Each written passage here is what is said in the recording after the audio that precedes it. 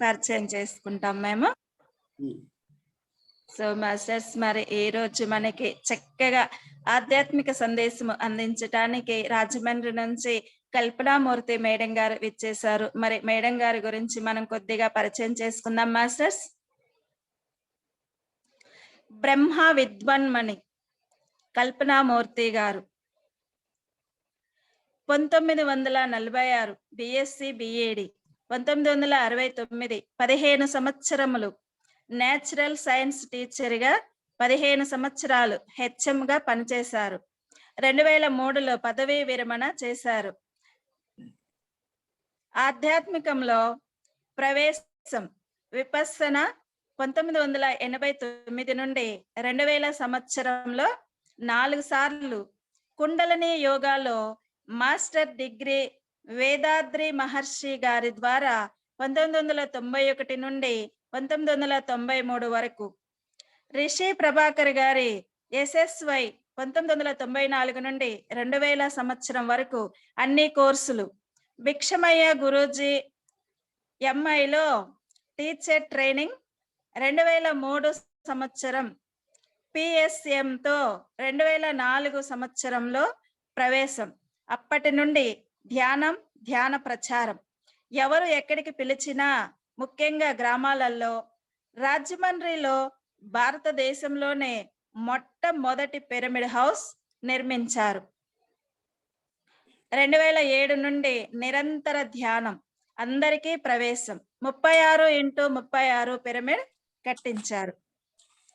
మరి మేడం ప్రకృతి ప్రేమికులు యాక్టివ్గా భారతదేశ వ్యాప్తంగా నేపాల్, టిబెట్, యుఎస్ఏ, అండమాన్, మారేడుమిల్లి 2005, 2008, వారణాసి, సాదరానాథ్, Nepal, Manasa Sarovaram, Badri, Kedarnath, Babaji caves, Amarnath 1994, Muktinath 1999, mount of, ABIRD Andhra Pradesh వారి శిక్షణాలయంలో 11 సంవత్సరాలు 11,000 యూత్ ట్రైలర్స్ కి ధ్యానం, శాకాహారం, పిరమిడ్ శక్తి గురించి తెలియజేయడం జరిగింది. చిట్టూరి కల్పనామూర్తి గారు చేస్తున్న నిరంతర సేవలను కొనియాడుతూ పిరమిడ్ సేవాదల్, మరి ఎన్ని సర్టిఫికేట్లు ఉన్నాయో మేడం గారికి, మరి ఎంతో చక్కగా, ఎంతో అద్భుతంగా ఈ రోజు మనకి చక్కగా ఆత్మజ్ఞాన సందేశము అందించడానికి మేడం మనతో ఉన్నారు. మరి మేడం గారికి వెల్కమ్ చెప్తాము. అష్టదళ మహిళా జూమ్ ధ్యాన మహాచక్రం 2కి పామూర్ పిరమిడ్ సేవాదళ జూమ్ నుంచి ఆత్మీయ ఆహ్వానం పలుకుతూ సాదరముగా, సగౌరవంగా కల్పనామూర్తి మేడం గారికి మనము స్వాగతం పలుకుదాం మాస్టర్స్. కరతాళ ధ్వనులతో మేడంకి ఇన్వైట్ చేద్దాం. మేడం, కల్పనామూర్తి మేడం, మీకు మా యొక్క పామూర్ పిరమిడ్ సేవాదళ నుంచి ఆత్మీయ ఆహ్వానం. స్వాగతం, సుస్వాగతం మేడం. పిరమిడ్ ధ్యాన మిత్రులందరికీ శుభోదయం, ధ్యానోదయం, జ్ఞానోదయం. ధ్యాన సంగీత సప్తాహంలో భాగంగా అష్టాదళ మహిళా జూమ్ ధ్యాన మహాచక్రం 2 నిర్వహిస్తున్న పత్రిసాయి పిరమిడ్ సేవాదళ పామూరు వారికి, మరి నాకు మీతో కొన్ని విషయాలు పంచుకునే అవకాశం ఇస్తున్న సౌభాగ్యలక్ష్మి గారికి, పామూరు వాణి మేడం, మరి ప్రకృతి బిడ్డ రజనీకి, పుష్ప మేడం, ఈ జూమ్ సెషన్లో వీక్షిస్తున్న ధ్యాన మిత్రులందరికీ నమస్కారం. మరి ముందుగా నాకు జన్మనిచ్చిన తల్లిదండ్రులకి, మరి ఆ కాలంలో నన్ను బయటికి పంపి చదివించిన నా తల్లిదండ్రులకి ఎప్పుడు సర్వదా కృతజ్ఞులై ఉంటాను నేను. Thank you madam, thank you. మరి ఈ పిఎస్ఎస్ఎంకి మూల కారణమైన పితామహ పత్రిజీ దంపతులకు, మరి పిరమిడ్ మాస్టర్స్ అందరికీ, నాకు జ్ఞానాన్ని అందించిన పిరమిడ్ మాస్టర్స్. నేను ఓన్లీ సైన్స్ టీచర్ మాత్రమే, అంత ఎక్కువ టచ్ లేదు ఆధ్యాత్మికంలో. కానీ ఈ సీనియర్ మాస్టర్స్ వల్ల నేను వాళ్ళని వింటూ, చూస్తూ, పత్రిక క్లాసులు పూర్తిగా అటెండ్ అవుతూ తొందరగా ఫాలో అవ్వగలిగాను. మరి వాళ్ళందరికీ నా ధన్యవాదాలు. ఈరోజు ఎందుకో దేవాలయాల గురించి చెప్పబుద్ధి అయింది. ఎందుకంటే దేవాలయాల గురించి ఎన్నో విషయాలు మనకి తెలియకుండా ఎంత జ్ఞానవంతులైనా దాన్ని గురించి జ్ఞానం బట్టి మరుగుపడిపోయింది, మనకి తెలియటం లేదు. కానీ ఓషో అనే మహానుభావుడు పత్రిక చాలా ఇష్టపడతారు ఓషోని. ఎన్నో పుస్తకాలు మన పిఎస్ఎస్ఎం తర్జుమా చేసింది, ఓషో పుస్తకాలన్నిటినీ. మరి ఈ పుస్తకం నేను విశిష్ట రహస్యాలు అనేది దేవాలయాలు రహస్యాలు, ఈ విశిష్ట రహస్యాలు అనే పుస్తకం నేను ఫస్ట్ రాగానే నాకు నందా గారు కొనిపించారు నా చేత. నిగూఢ రహస్యాలు అన్నమాట. అది ఎందుకు కొనిపించారు నాకు అర్థం కాలేదు. కానీ అది నేను మా పిరమిడ్ హౌస్ సందర్శించడానికి నాతో పరిచయం ఉన్న మా కొలీగే విరక్తితో హిమాలయాలకి వెళ్ళిపోయి పెద్ద గురువు అయ్యారు. అక్కడ ఆయన మా పిరమిడ్ హౌస్ సందర్శించడానికి వచ్చారు 2006లో అనుకుంటా. వచ్చినప్పుడు ఆయనకి ఏమి ఇవ్వాలో నాకు తెలియలేదు. ఈ దేవాలయాలు, ఈ విశిష్ట రహస్యాలు పుస్తకాన్ని నేను ప్రజెంట్ చేశాను ఆయనకి. చేస్తే ఆయన చూసుకుని అంతా చదువుకుని, అమ్మా ఎంత గొప్ప పుస్తకం ఇచ్చావు నాకు ప్రజెంటేషన్, చాలా బాగుందమ్మా అంటారు. అది నేను ఎన్నో సంవత్సరాలు అయింది మీరు వెళ్ళిపోయి, కానీ మీరు ఇంకా తెలుగు మర్చిపోలేదు సార్, ఎంత ధన్యవాదాలు అని చెప్పాను నేను. చాలా మంచిది. అప్పుడు అనుకున్నాను, ఓహో ఇంట్లో ఉండి కూడా నేను చదవలేదు ఇన్ని రోజులు ఈ పుస్తకం అని. అప్పుడు నేను చదవటం మొదలుపెట్టాను. చాలా గొప్ప విషయాలు నాకు దాని గురించి చాలా తెలిసినాయి. అది కొన్ని విషయాలు ఈ కొంచెం టైంలోనే తెలుసుకుందాం. మరి ఓషో గురించి చెప్పాలంటే ఒక విప్లవం ఓషో అంటే. నిజంగా ఒక ఆకర్షణ కేంద్రం ఆయన. ఎందుకంటే అజ్ఞాన తిమిరాన్ని పటాపంచలు చేసి ఒక కాంతి వలయంలా తయారయ్యాడు ఆయన ఓషో గారు. అనంత జ్ఞాన భాండాగారం ఆయన నోట్లోంచి. పుస్తకం ఆయన రాయలేదు, ఆయన యొక్క స్పీచ్ల్ని సంకలనం చేసి ఆయన శిష్యులు పుస్తకాల కింద, కొన్ని వందల పుస్తకాల కింద వెలువరించారు. అది ఆయన గొప్పతనం. ఎందుకంటే ఇక్కడ మనకి గుర్తొస్తాడు బుద్ధుడు. ఎందుకంటే బుద్ధుడు కాలంలో కాగితం కనిపెట్టల, ఏది మనకి డైరెక్ట్ గా అందలేదు బుద్ధుడు ద్వారా. కానీ ఆయన తర్వాత ఆనందుడు అందరూ, ఈ శిష్యులందరూ కలిసి ఆయన చెప్పిన మాటల్ని కలెక్ట్ చేసి జానుల నుంచి పుస్తకాల ద్వారా మనకి అందించారు. అదే పోలిక ఇక్కడ కూడా మనకి కనపడుతుంది అనమాట. ఎందుకంటే ఆయన రూపమే ఒక అరుదుగా ఉంటుంది, కళ్ళు ష్రూడ్గా ఉంటాయి అన్నమాట. ఇలా చూస్తే డైరెక్ట్ గా అటాచ్ అవుతాం, అంత ష్రూడ్గా ఉంటాయి అన్నమాట. అది మాటలేమో మధురంగా చెప్తారు, ఆయన మాటలు చాలా మధురంగా ఉంటాయి. ఆయన జీవితమే ఒక అద్భుతం అన్నమాట. ఎందుకంటే ఈరోజు మనం చెప్పుకునే ఆ విషయాలన్నీ కూడా ఆ గ్రంథంలో. ఎందుకంటే నిగూఢ రహస్యాలు, దీనిలో దేవాలయాల గురించి ఒక 40 పేజీలు ఆయన చెప్పాడు. ఓషో గారు చెప్పింది ప్రింట్ చేశారు అన్నమాట. నిజంగా ఎన్నో విషయాలు మనకు తెలియవు. ఒక్కొక్కప్పుడు మానవుడి యొక్క ఆధ్యాత్మిక ప్రగతికి నిర్దేశించబడిన దేవాలయాలు కష్టంలో సుఖంలో మానవాళ్ళని ఆదుకుని అభయం ఇచ్చాయట. అభయం ఇచ్చే శక్తి క్షేత్రాలట అసలు దేవాలయాలు. ఆ కాలంలో దేవాలయాలకి ఆధునిక భవంతులుగా మార్చేసి వాటి విశిష్టతను మరుగున పడిపేసి అలా మార్మికంగా మార్చిన గొప్ప జ్ఞానులం మనం. అంటే ఇక్కడ అజ్ఞానులు అనాలి. ఆ విషయంలో మాత్రం ప్రతి మనిషిలోనూ అంతర్నిహితంగా శక్తి ఉంది, ప్రతి మనిషిలోనూ ఉంది. చదువుతో సంబంధం లేదు.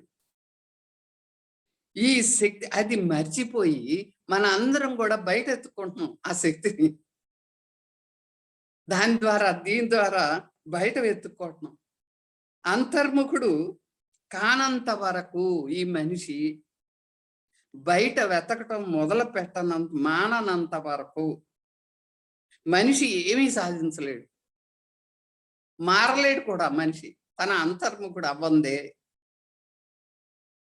అది ఏం చెప్తున్నాడంటే ఓషో, ఆ ప్రణాళికకి అనువుగా ఉండే నక్షత్ర కూటమి ఆ కాలంలోనే ఉంది. నక్షత్ర కూటమి ఉన్నప్పుడే, ఆ సమయంలోనే మనం జన్మ తీసుకున్నాం, అవునా? కానీ అంతా మన చేతుల్లోనే ఉంది అనుకుంటున్నాం. ఎక్కడి నుంచో పొందాలి, ఏదో పొందాలి అని. మన చేతుల్లోనే ఉంది. ఆ శక్తి అంతా మన అంతర్ముఖంగానే ఉంది. అది ఎంత మర్చిపోయి మనం అల్పుల్లా బతుకుతున్నాం ఇప్పుడు. అది మన శక్తి తెలియాలన్నా, దాన్ని ఉపయోగించుకోవాలన్నా, మనలో ఉన్న శక్తిని ఉపయోగించుకోవాలన్నా ఆత్మజ్ఞానం పొందాలి. అందుకే మీ క్లాసులన్నీ ఉపయోగపడుతున్నాయి అందరికీ. మర్చిపోయినవన్నీ గుర్తు చేస్తున్నారు. ఎందుకంటే అది ధ్యానం ద్వారానే సాధ్యం. ఎందుకంటే అంతర్ముఖుడు అవటానికి ఒకే ఒక్క సాధనం ధ్యానం. నువ్వు ధ్యానం చేయనంత వరకు ఎన్నో జన్మలెత్తావు. ఇది ఈ జన్మే ముఖ్యం కాదు. మనలో అనంతమైన జ్ఞానం ఉంది. అవి నువ్వు అంతర్ముఖుడు అయినప్పుడు ఆ జన్మ జన్మల్లో పొందినటువంటి అనుభవాల రూపంలో నీకు బయటకు వస్తాయి. నీలో అనంతమైన జ్ఞానం ఉంది ఆల్రెడీ. నువ్వు మర్చిపోయావు ఈ జన్మ పరంపరలో. నువ్వు ఎప్పుడైతే ధ్యానం చేసి అంతర్ముఖుడు అవుతావో ఆ జ్ఞానాలన్నీ నీకు బయటకు వస్తాయి. ఓ నా ఇది ఈ అనుభవం వచ్చిన ధ్యానంలో అనుకుంటున్నావు. నువ్వు ఏదో జన్మలో అది అనుభవించావు కాబట్టే నీకు అది వచ్చింది ధ్యానంలో. అది తెలుస్తుంది. నీవు పూర్తిగా అంతర్ముఖుడయ్యి ఆ శక్తి వలయంలోకి నువ్వు ప్రవేశిస్తే నీకు తెలుస్తుంది. మిత్రమా, గమనించు. కాబట్టి ఇప్పుడు దేవాలయాల గురించి తెలుసుకుందాం. ఎందుకంటే మన చేతిలో ఒక తాళం చెవి ఉంది. అది అమ్మమ్మల దగ్గర నుంచో తాతయ్యల దగ్గర నుంచో ఎక్కడి నుంచో వచ్చినాయి మన దగ్గరికి. కానీ దాని గురించి తెలియదు. ఎందుకు ఉంచుకుంటున్నామో తెలియదు. మనం పారేయలేం. అమ్మో తాతల నుంచి వచ్చింది కదా, చాలా విలువైంది వస్తువు అని పారేయలేం, దాచుకుంటాం మనం. అవునా? ఆ తాళం బరువైపోయింది మనకి, కానీ పారేయలేం. ఎందుకో తెలుసా మీకు? విసిరివేయలేం. ఎందుకంటే మనస్సులోని జన్మల్లో ఉన్న ఆ జ్ఞాపకాలే మిమ్మల్ని ఆ తాళాలు, పాత వస్తువులు పారేయనివ్వు. దాచుకోవటానికి కారణం అది, పాత వస్తువులు. అవునా? అనుకుంటాం. ఈ విధంగానే ఎన్నో గుప్త నిధులు వెలికి తీయబడ్డాయి అని చెప్తున్నారు. అవునా? మనసులోని ఆ జ్ఞాపకాన్ని, ఆ బరువుని మోస్తున్నాం మనం ఇప్పటి వరకు కూడా, పాత జ్ఞాన భాండాగారాలన్నీ. అవునా? కాబట్టి ఎగ్జాంపుల్, ఆ తాళం తెరవటం గనక మీరు నేర్చుకుంటే ఎన్నో గుప్త నిధులు బయటకు వస్తాయి. ఎన్నో విషయాలు మనం తెలుసుకుంటాం. కాబట్టి ఇక్కడ చూడండి, భూమి పైన దేవాలయాలు కట్టని ఏ తెగలు లేవట ఇంతవరకు. అవునా? మసీద్ అన్నా, చర్చ్ అన్నా, దేవాలయం అన్నా అన్నీ వేరే వేరే తెగలు వేరే వేరేగా కట్టుకున్నాయి. కానీ దారే తెలియట్లేదు మనకి, అంతర్ముఖం అయ్యే దారి. మానవుడి యొక్క అంతరంగ చైతన్యంలో పాతుకుపోయి ఉన్నాయట ఇవి. మానవుడు ఎక్కడ నివసించినా సరే దేవాలయాలు పోలిన దాన్నే కట్టాడు. గమనించండి. ఈ అంతరంగ చైతన్యం నుండి వచ్చిన దేవాలయానికి కానీ మసీదు కానీ తేడా ఉంది. నమూనాలు తేడా అంతే. కానీ అతడిలో అంతర్గత చైతన్యంలో తేడా లేదు. దీన్ని విమర్శించకండి. పైన ఆకారాలు మాత్రమే తేడా. కానీ లోపల అంతర్ముఖంగా వెళ్తే అందరూ ఆ పరమాత్మయం చేరుకోవటానికి. అది గుర్తుపెట్టుకోండి. మనం అంతా మళ్ళీ మళ్ళీ పుడుతూనే ఉన్నాం. జన్మలు తీసుకుంటూనే ఉన్నాం మనం. ఈ సుదీర్ఘమైన ప్రయాణంలో మనం దాన్ని గురించి మనకు తెలుసు. కిందటి జన్మలో మనం చర్చిలో ప్రార్థన చేయొచ్చు, మసీదులో ప్రార్థన చేయొచ్చు, ఈ జన్మలో మనం దేవాలయానికి వెళ్తుండవచ్చు. కానీ దాన్ని గురించి అన్ని మనకి తెలుసు జన్మ జన్మల్లో. అది సాధ్యమైంది, కానీ ఆ జన్మల్లో ఇప్పుడు గుర్తులేదంతే మనకి. అవునా? ఒక పనిని పూర్తి చేసే సాధనంగా భౌతికమైన ఉపయోగం కాకుండా లోతైనటువంటి ఒక ప్రత్యేకమైన ఓ లక్ష్యం ఉంది. దేవాలయాలకి ఊరికే కట్టబడలేదు మిత్రం, తెలుసుకుందాం. ఎందుకంటే దేవాలయాలు కట్టాలి అనే ప్రేరణ అంతర్గతంగా జన్మ జన్మల నుంచి నీకు వచ్చింది, లేకపోతే ఆలోచన రాదు. నీకు అనుభవం ఉంది, అవునా? జంతువులు కానీ, పక్షులు కానీ, పశువులు కానీ, సూక్ష్మజీవులు కానీ ఎవరైనా దేవాలయాలు కడతారా? చూడండి, ఒక్క మానవుడే దేవాలయాలు కట్టగలడు. ఎందుకంటే మిగతా 84 లక్షల జీవరాశులు కూడా తమ కోసం ఇల్లు కట్టుకుంటాయి అంతే, ఎవరి కోసం కట్టవు ఇల్లు. చూడండి, ఒక్క మానవుడే దేవుడి కోసం ఇల్లు కట్టాడు. కట్టాలనే ఆలోచనలు ఉన్నాయి ఇతనికి అంతర్నిహితంగా. అది ఆ కట్టాలన్న ప్రేరణ మనిషిలో మాత్రమే ఉంది మిత్రమా. ఎందుకంటే అది మనిషి యొక్క ప్రత్యేక లక్షణం. ఏ జీవి కట్టలేదు ఈ సృష్టిలో. కాబట్టి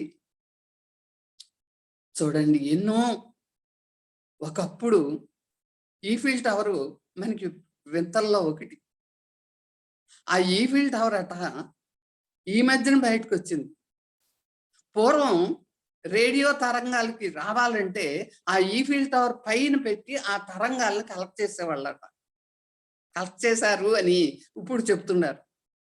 ఎందుకు కట్టారు అంత ఎత్తు ఈఫిల్ టవర్? ఒక ఉపయోగం కోసం, అవునా? కాబట్టి ఒకప్పుడు దేవాలయాలు గ్రహణ సామర్థ్యం గల చేసుకోవటానికి, ఆధ్యాత్మిక ప్రగతిని, ఉన్నతిని చేరుకోవటానికి మరి దోహదం చేసే కేంద్రాలుగా ఉపయోగపడింది అట ఈ దేవాలయాలు. ఎలా అంటే భారతదేశంలో దేవాలయాలన్నీ కూడా 3-4 నమూనాల్లోనే ఉంటాయి. చూడండి, గర్భగుళ్ళు మీద ఒక దానికి అనుగుణంగా ఇంకో దాన్ని కట్టినవే. ఈ మధ్యన ప్రపంచ సంస్థలు గుర్తించినవి, మన దేవాలయాల యొక్క పైన శిఖరాలన్నీ కలిపితే ఒక నమూనాలో ఉందట.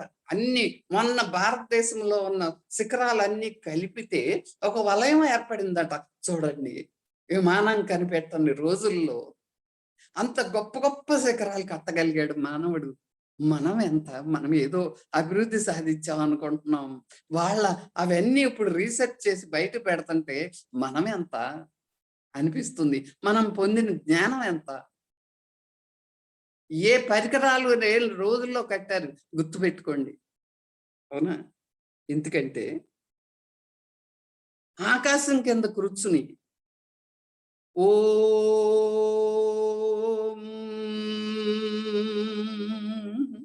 అని మంత్రం ఉచ్చరించారనుకోండి, బయటకు వెళ్ళి మీరు టాప్ మీదకి వెళ్ళిపోయి బిల్డింగ్, పెద్ద ఏం ఫలితం ఉండదు నువ్వు ఎంతసేపు మంత్రాలు చదివినా. కానీ ఇక్కడ ఆకాశంలో కలిసిపోతుంది. ఎందుకంటే ఆకాశం అనంతం కాబట్టి. ఆ ఆకాశంలో కలిసిపోయే ఆ గోపురాలు, కానీ నీవు మంత్రాల ప్రతిధ్వని వినిపించదు ఓపెన్ స్పేస్ లో నువ్వు ఉచ్చరిస్తే మంత్రాన్ని. కానీ దేవాలయంలో కూర్చుని నువ్వు ఉచ్చరిస్తే గనక అది ప్రతిధ్వనించి మళ్ళీ నీకు వినపడదు. గమనించండి, ఎందుకంటే చాలా రీసెర్చ్ చేశారు. దాన్నే ఓషో చెప్తున్నాడు, మనకి అందించాడు. ఎందుకంటే ఇక్కడ అసలు దేవాలయాలు కట్టాలనే ఊహ ఎలా వచ్చింది మానవుడికి అంటే, చూడండి, ఆకాశం మీరు బయటకు వెళ్ళి చూస్తే ఇలా బోర్లించిన మూపిళ్ళ అనిపిస్తుంది ఆకాశం నమూనా. దాన్ని ఆకాశాన్ని చూసే మానవుడికి ఆలోచన వచ్చిందట, దేవాలయం కట్టాలి, ఈ విధంగా కట్టాలి అని. ఆ అవకాశం ఎప్పుడైతే ఆ ఆలోచన వచ్చిందో, ఒక ఆకాశాన్ని చూసే నేర్చుకున్నాడు మానవుడు. ఎప్పుడైతే ఆ పైకప్పు ఎంత గుండ్రంగా ఉంటే అంత బాగా ప్రతిధ్వనిస్తుందట దేవాలయం. అవునా? కాబట్టి ఓహో, 4 వైపులా అర్ధవృత్తాకారంలో ఇలా రౌండ్గా వచ్చేటట్టుగా అమర్చిన ఆకాశపు నమూనాతో తేలిగ్గా అక్కడ గనక నువ్వు దేవాలయంలో కూర్చుని ఓం అనే దాన్ని చూస్తే, ఇక్కడ రీసౌండ్ వస్తుందండి, వస్తే మనకి రీసౌండ్ వస్తుంది, ప్రతిధ్వని వస్తుంది. ఆ ప్రతిధ్వని చాలా ఎక్కువ ఒక వలయం కింద ఏర్పడుతున్నాడు దేవాలయంలో. వలయం కింద ఏర్పడి ఆ శక్తి వలయాల కింద మారుతుందట. ఆ శక్తి వలయాల కింద ఎప్పుడైతే మారుతుందో, ఆ శక్తి వలయాలు నీ సహస్రారం గుండా ఆ ఎనర్జీస్, శక్తి వలయం అంటే ఎనర్జీ అంటున్నాం మనం, ఆ ఎనర్జీస్ నీలోకి వస్తాయి. అది నీకు దేవాలయం ఇచ్చే ఫలితం. అవునా? కాబట్టి ఎందుకంటే మేము కూడా వెళ్ళాం, మొత్తం భారతదేశం అంతా టూరిజం చేసాం. ఇక్కడ అజంతా గుహలకు వెళ్తే గనక మీరు, అజంతా గుహల్లో ఒక బౌద్ధ ప్రార్థనాలయం ఉంది బుద్ధుడిది. ఆ ప్రార్థనాలయంలో మరి సంగీత వాద్య పరికరాలు మనకి పురాతనమైనవి, ఇప్పుడు కాదు. దాంట్లో తబలా ఎక్కువ శబ్దం వస్తుంది మీకు ఈ వాద్య పరికరాలు అన్నిటిలో. ఈ తబలాను మోని, తబలా లాగా ఆ పైన టాప్ లో రాళ్ళు శబ్దం వస్తాయట తబలా లాగా. ఆ బౌద్ధ ప్రార్థనాలయంలో అజంతాలో మీరు ఎప్పుడు వెళ్ళినప్పుడు గమనించండి, గైడ్ని అడగండి, చెప్తాడు, వాయించి చూపెడతాడు. ఆ పైన ఉపయోగించిన, శిఖరంలో ఉపయోగించినటువంటి రాళ్ళు తబలా ఎంత సౌండ్ వస్తుందో అంత సౌండ్ వస్తుందట.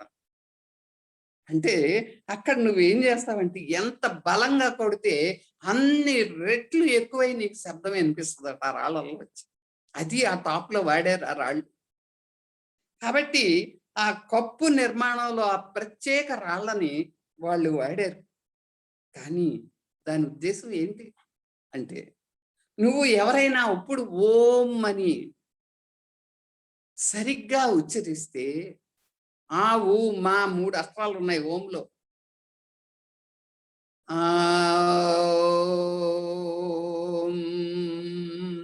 పెదాలు కలవాలి అని. ఆ మంత్రాన్ని కరెక్ట్ గా నువ్వు ఉచ్చరిస్తే దాని నుంచి వచ్చిన వైబ్రేషన్స్ ఆ రాళ్ళకి కొట్టుకుని ఎన్నో రెట్లు పెరుగుతుందట. ఆ శబ్దం మళ్ళా నీకు శక్తి వలయంగా ఏర్పడి నీకు వస్తుందట మళ్ళా తిరిగి. అవునా? కాబట్టి ఈ శబ్దాన్ని ధ్వనించటమే కాకుండా ఒక వలయం ఏర్పడుతుంది అన్నమాట. ఈ వలయం నీకు 7 ఇంతలు శక్తి పెరిగిపోతుందంట. పెరిగి నీకు వస్తుంది, అది లాభం. వీళ్ళు టెస్ట్ చేశారు. అవును, ఆకాశం కింద కూర్చుని ఓం అన్న ఉపయోగం లేదు, ఎందుకంటే ఆకాశం అనంతం, అది విస్తరించకపోతుంది, నీకు తిరిగి రాదు. గుడిలో కూర్చుని కనుక నువ్వు మంత్రాలు చదివితే పరమానందాన్ని పొందుతామని చెప్తున్నారు. ఎందుకంటే మంత్రాలు ఎవరు ఉత్పత్తి చేశారు? మానవుడే. కానీ ఆ ప్రతిధ్వని ఇచ్చేది దేవాలయాలు. కొత్త బలం, కొత్త శక్తులు ఏర్పడతాయి అట గుళ్ళో కూర్చుని వెనక మంత్రాలు చదివితే, ధ్యానం చేసినా, ఏం చేసినా కూడా తిరిగి నీకు 7 ఇంతల శక్తి వస్తుంది. ఎందుకంటే అది ప్రతిధ్వనిస్తే కొత్త బలం, కొత్త శక్తులు వస్తాయి. ఎందుకంటే పత్రికారు కూడా చెప్పారు, మీరు ఫస్ట్ లో మేము పల్లెటూళ్ళు వెళ్తే ఇళ్లలో ధ్యానాలు పెట్టేవాళ్ళు కాదు, గుళ్ళల్లోనే పెట్టి పిలిచేవాళ్ళు. ఎందుకంటే గుడిలోకి వస్తే పార్టీలు, ఏ ఊరు వెళ్ళినా పార్టీలు సహజం.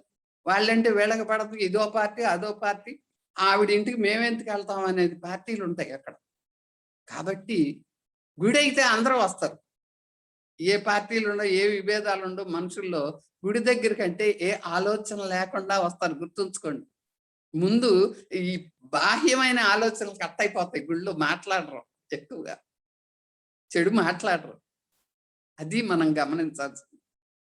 కొత్త బలం, కొత్త శక్తి వస్తుందన్నమాట. ఎందుకంటే పద్మాసనం, సిద్ధాసనం, లేదా మామూలుగా బాసింపెట్లు అంటాం సిద్ధాసనాన్ని. ఆ సిద్ధాసనం భంగిమలో కూర్చుని బుద్ధుడు గాని, మహావీరుడు గాని విగ్రహాలు చూడండి మీరు ఎలా కూర్చుంటారో. నిటారుగా పెడతారు వెన్నెముక. పద్మాసనం వేస్తే ఆటోమేటిక్ గా నిటారుగా వచ్చేస్తుంది వెన్నెముక, నీ పోచర్ కూడా. సుఖాసనం వేసుకున్నా, కలిపి కూర్చున్నా వచ్చేస్తుంది ఆటోమేటిక్ గా. 2 పాదాలు దగ్గర పెట్టి కాళ్లపై చేతులపై కూర్చున్నప్పుడు శరీరంలో ఒక వలయం ఏర్పడుతుంది, ఒక సర్క్యూట్ ఏర్పడుతుంది. అక్కడ ఆ క్షణమే చైతన్యంకి అతీతమైనటువంటి దారి ఏర్పడుతుంది, ఒక సర్క్యూట్ మొత్తం ఏర్పడుతుంది అన్నమాట. ఏదైతే ఈ శక్తి వలయాలు నీలోకి వస్తున్నాయో సహస్రారం ద్వారా, అది ఒక సర్క్యూట్ ఏర్పడి బయటకు వెళ్లకుండా అరిచేతులు గుండా బయటకు వెళ్ళిపోతుంది ఎనర్జీ, అరికాళ్ళ గుండా బయటకు వెళ్ళిపోతుంది ఎనర్జీ, నీ చూపు ద్వారా బయటకు వెళ్తుంది ఎనర్జీ, నీ మాట ద్వారా ఎంతో ఎనర్జీ బయటకు వెళ్ళిపోతుంది. కాబట్టి ధ్యానంలో ఏం చేస్తున్నావు? నోరు మూసుకుంటున్నావు, కళ్ళు మూసుకుంటున్నాం, చేతులు ఇలా క్రాస్ చేస్తున్నాం, కాళ్ళు క్రాస్ చేస్తున్నాం. కుర్చీలో కూర్చుంటున్నాం కాబట్టి. కింద కూర్చుంటే ఓన్లీ చేతులు ఇలా పెట్టుకుంటే చాలు, చెయ్యిలో చెయ్యి వేసుకున్నా పర్వాలేదు, ఇలా ఎలా వేసుకున్నా పర్వాలేదు, 2 కలుసుకోవాలి అంతే. ఒక సర్క్యూట్ ఏర్పడుతుంది, ఆ శక్తి వలయం ఏర్పడుతుంది. దాన్నే విద్యుత్ కూడా అనొచ్చు, ఏమీ తేడా లేదు. ధ్వనికి విద్యుత్కి సంబంధం ఉంది, అవునా? ఇక్కడ అప్పుడు ఆ క్షణమే ఒక అతీతమైనటువంటి చైతన్యానికి దారితీస్తున్నాం మనలో. ఈ లోపుగా ఇలా సర్క్యూట్ అవుతున్నప్పుడు నీ శరీరంలో ఎనర్జీ, నీకు ఎక్కడైనా వీక్ పార్ట్లు ఉంటే, బలహీనంగా ఉంటే అవయవాలు అవి సరిచేయబడతాయి మిత్రం. అది ధ్యానంలో ఉన్న మహిమ. చూడండి, మరి శరీరంలో ఏర్పడిన విద్యుత్తు బయటికి పోదు. ఎందుకని? నువ్వన్నీ మూసేసావు, బయటికి వెళ్ళే దారులన్నీ క్లోజ్ చేస్తావు, బయటికి పోదు. ఒక సర్క్యూట్ ఎప్పుడైతే ఏర్పడుతుందో వెంటనే నీకు ఆలోచన రహిత స్థితి ఏర్పడుతుంది, ఎప్పుడైతే దానికి అటాచ్ అయ్యావో. కాబట్టి దేవాలయం పైకప్పు సాయంతో శక్తి వలయాన్ని తయారు చేయటం అనేది గొప్ప ప్రక్రియ ఆ రోజుల్లో. ఉద్దేశం, ప్రాముఖ్యం అదే. దేవాలయాలు కట్టడానికి ఉన్న మూల కారణం అదే, అవునా? కాబట్టి దేవాలయంలో ఇంకో విషయం ఉంటుంది, గమనించండి. గంటలు కొట్టడం. గుళ్ళోకి వెళ్ళగానే ఆటోమేటిక్గా ఆలోచన ఉండదు మనకి. ఎందుకంటే మనకు అనుభవాలు ఉన్నాయి, జన్మల నుంచి తల్లిదండ్రుల ద్వారా, పెద్దల ద్వారా అనుభవాలు ఉన్నాయి. గుడికి వెళ్ళగానే చెయ్యి వెళ్ళిపోతుంది గంట మీదకి, ఎగురుకుంటా కొడతాం గంట. దీని ఉద్దేశం ఏంటంటే దేవాలయంలో ప్రాముఖ్యత, పెద్ద గంటలు ఉంటాయి. ఆ గంటలు మాకు రాజమండ్రి పక్కన గజ్రం అనే చోట తయారవుతాయి, కాశీకి కూడా పంపించారు వీళ్ళు. ఈ గంటలు, ఇది ప్రయోజనం ఏంటంటే, మీరు ఒక సరస్సులో రాయేశారు అనుకోండి, అది ఏమవుతుంది? వలయాల కింద ఎన్నో వలయాలు, సర్క్యూట్స్ ఏర్పడతాయి, తరంగాలు అంటాం మనం. ఆ తరంగాలు నువ్వు వేసింది చిన్న రాయి ఏర్పడితే ఒక తరంగం ఏర్పడాలి, కానీ ఆ తరంగాలు అలా పెద్దయ్యి ఆ తరంగాలు ఒడ్డుకెళ్ళి మళ్ళా తిరిగి నువ్వు ఎక్కడి నుంచి చేసావో రాయ మళ్ళా అక్కడికి వస్తాయి. అంటే ఎంత తరంగాలు పెరుగుతున్నాయో గమనించండి, అప్పుడు అర్థమవుతుంది మీకు విద్యుత్ ఎలా తరంగాల రూపంలో మళ్ళా తిరిగి నీకు వస్తుందో. అది చూస్తే మీకు అర్థమవుతుంది. చెరువులో ఒక రాయేసి చూడండి. నీ మనసు ఎక్కడెక్కడో ఉండొచ్చు, ఎన్నో ఆలోచనలు రావచ్చు, కానీ గంట శబ్దం వినపడగానే ఆ గంట శబ్దం అయిపోగానే చూడండి మీకు ప్రతిధ్వని వినపడుతుంది అని. ఎప్పుడైతే ఆ ప్రతిధ్వని నీ మనస్సు అప్పుడు ఏమవుతుందంటే ఆ శబ్ద వలయాల వైపు మరలేస్తుంది. ఆలోచనలన్నీ కట్ అయిపోతాయి. నీ ఆలోచనలన్నీ కట్ అయిపోతే నీకు ఏర్పడేది ఏది? ఆలోచన రహిత స్థితి, శూన్య స్థితి. అప్పుడు నీ సహస్రారం ఓపెన్ అవుతుంది. నువ్వు దైవత్వంతో కనెక్ట్ అవుతావు. అది ఇక్కడ జరిగేది. గంట పెట్టడానికి ప్రాశస్త్యం అదే. ఇప్పుడైతే టిబెట్లో ఒక దేవాలయం ఉందట. ఆ దేవాలయంలో వాళ్ళు ఏం చేస్తారంటే ఒక గంట తయారు ఎలా అంటే ఒక గిన్నె విభిన్న లోహాలతో అన్ని పంచలోహాలు అవ్వచ్చు, ఇంకా ఎక్కువ అవ్వచ్చు. విభిన్న లోహాలతో ఒక పాత్రను తయారు చేస్తారు. ఒక పాత్రను తయారు చేసి ఒక చెక్కని చక్కగా తయారు చేసుకుంటారు. మన బండలాగా ఉంటుందన్నమాట. దాంతో 7 సార్లు తిప్పుతారు ఆ పాత్రను రౌండ్గా. తిప్పి ఒక్కసారి ఇట్లా కొడతారు ఆ పాత్ర అంచుని. కొడితే ఒక మంత్రం వస్తుంది. అంటే ఎన్నిసార్లు తిప్పుతున్నాం మనం? 7 సార్లు తిప్పుతున్నాం. ఒకసారి గట్టిగా అంచుని కొడతారు. కొట్టేటప్పటికి 7 సార్లు ప్రతిధ్వనిస్తుందట ఆ మంత్రం. ఎందుకంటే ఆ మంత్రం అర్థం లేదు, కానీ మంత్రానికి ఉపయోగం ఉంది.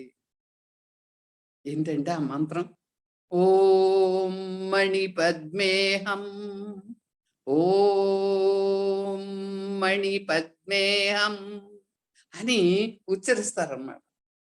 ఆ ఉచ్చరించినప్పుడు ఆ దేవాలయాలన్నీ ప్రతిధ్వనించి పైకప్పుకి వెళ్ళి ప్రతిధ్వనించి 7 సార్లు ప్రతిధ్వనిస్తుందట ఆ మంత్రం. మంత్రానికి అర్థం లేదు, కానీ ఫలితం ఉంది. గమనించండి. ఎప్పుడైతే అలానే దేవాలయాల్లో ఉచ్చరిస్తే నీలోని ప్రతి అణువు ఆ ప్రకంపనాన్ని స్వీకరిస్తుంది. ఆ స్వీకరించి దాన్ని ధ్వనితరంగా మార్చి మళ్ళా తిరిగి నీకే ఇస్తుంది 7 సార్లు పెంచి, నువ్వు కొట్టిన ఒక్క దెబ్బతో. అవునా? కాబట్టి కొన్ని నిమిషాల్లోనే నీవు దేవాలయంలో అక్కడ ఉండవు. నీ ఆలోచనలు ఉండవు, నీ శరీరం ఉండదు, ఈ ఉనికే ఉండదు నీకు. కానీ నువ్వు ఎక్కడికో వెళ్ళిపోతావు. శక్తి వలయాలు మాత్రమే ఉంటాయి. ఆ ధ్వని మాత్రం వినపడుతుంది. నిన్ను నువ్వు మర్చిపోతావు. ఇది శాస్త్రజ్ఞులు నిరూపించారు. ఎందుకంటే పాశ్చాత్యులు అంటారు, ఈ ఫారినర్స్, ఈ వీళ్ళు కట్టిన దేవాలయాలన్నీ కూడా అసలు అనారోగ్య హేతువులు. ఒక తలుపు ఉండదు, కిటికీ ఉండదు, చీకటిగా ఉంచేస్తారు. దాంట్లో దేవుణ్ణి పెడతారు. ఏంటో అర్థం కాదు. అది అప్పుడు ఇది అనారోగ్య హేతువులు అని చెప్పారు ఈ పాశ్చాత్యులు. అనారోగ్య హేతువులు అని చెప్పి చాలా విమర్శలు చేశారు. ఈ చర్చిలు కట్టారు, పెద్ద పెద్ద కిటికీలు తలుపులతో కట్టుకున్నారు. గాలి వెలుతురు బాగా ఉంటుంది, గాలి తేలిగ్గా ప్రవేశిస్తుంది లోపలికి, ఆరోగ్యంగా ఉంచుతుంది అనుకున్నారు వాళ్ళు. కానీ తాళం చెవి ఉంది, కానీ అది ఉపయోగించే శాస్త్రం తెలవలేదు. అవునా? ఈరోజు ప్రతి వాళ్ళు భారతదేశంలో ఈ విషయం చెప్పలేరు, కానీ తొందరగా మాటలు మాత్రం వదిలేస్తాం. దేవుడి గుడికెందుకు అని. అనారోగ్య హేతువులు దేవాలయాలు అని తొందరగా మార్చేస్తాం. అక్కడ గాలి ఉండదు, పాడుందో, ఉడకపోతుందని. కానీ నువ్వు సరిగ్గా ప్రతిధ్వనిస్తే ఆ ప్రతిధ్వనుల్ని వినగలిగితే తప్పకుండా ఫలితం నీకు 7 రెట్లు పెరుగుతుంది. కాబట్టి ఒక్కరికి కూడా ఈ రహస్యం తెలియదు. తాళం చెవులు దాచుకున్నాం, ఉన్నాయి, ఇంకా ఏం పడగొట్టల దేవాలయాలు చాలా చోట్ల. కానీ తాళం చెవులు ఉన్నాయి, కానీ అది తెరిచే విధానం తెలవట్లేదు మనకి. ఎవరికి తెలవట్లేదు సరిగ్గా. అవునా? ఎందుకంటే ఒక ఉదాహరణ గుర్తుపెట్టుకోండి. మేము హిమాలయ పర్వతాలు వెళ్ళినప్పుడు చిన్న చిన్న గుహల్లో గాలి వెలుతురు లేకుండా చీకట్లో కూర్చుని ఎంతో ముఖం ఆనందంతో తపస్సు చేస్తూ కనపడ్డారు ఎంతో మంది ఋషులు. దీంట్లో ఎంత ఆనందంగా ఎంత ఆరోగ్యంగా ఎలా ఉన్నారు వీళ్ళు. వాళ్ళు మానస సరోవరం వెళ్తుంటే మాతో పాటు బయలుదేరే వాళ్ళు ఎన్నో కిలోమీటర్ల ముందు వెళ్ళిపోయేవాళ్ళు. చూడండి, ఎన్ని రకాల వెటర్నైజ్డ్ ఫుడ్ తీసుకున్నా మన బలం ఎంత, వాళ్ళ బలం ముందు. ఎంత బాగా ఎంత స్పీడ్గా నడిచేస్తారు వాళ్ళు. అవునా? కాబట్టి చాలా హెల్దీగా ఆరోగ్యంగా ఉండేవాళ్ళు. ఎందుకంటే గాలి లేని సొరంగాల్లో అక్కడ వాళ్ళు తపస్సు చేసుకుని సంవత్సరాలు ఆరోగ్యంగా బతికారు మిత్రమ్మ. గమనించు. ఎందుకంటే ఓం మంత్రాన్ని ఉచ్చరించినప్పుడు వచ్చిన శబ్దానికి పరిశుద్ధ పరిచే గుణం ఉందట మంత్రానికి. ఎందుకంటే అవి గుర్తించారు. ఇప్పుడు శాస్త్రజ్ఞులు రీసెర్చ్ చేసి చెప్తున్నారు ఇవన్నీ. ఆహా, అంత గొప్పవాళ్ళు భారతీయులు, ఎంత గొప్పవాళ్ళు అని. ఆ శబ్దాలు కూడా చెడు శబ్దాలు ఉన్నాయి, మంచి శబ్దాలు ఉన్నాయి. ఎందుకంటే ఈ కొన్ని శబ్దాలు రోగాలు తగ్గిస్తాయి, కొన్ని శబ్దాలు రోగాలు పెంచుతాయి, కొన్ని శబ్దాలు నిన్ను చంపుతాయి కూడా. ఈ మధ్యన ఫారినర్స్ చాలా రీసెర్చ్ చేశారు మన దాని మీద. ఇక్కడ చూడండి, ఇప్పుడే అన్నారు మీరు శ్రావ్యమైన సంగీతం. ఆవిడ పాడింది ఇందాక ఆ ఇన్స్ట్రుమెంట్ మీద కొండల్లో నెలకొన్న కోనేటి రాయుడు పాడుతుంటే నిజంగా మీరు అన్నారే ఆ వైబ్రేషన్లు వచ్చినాయి.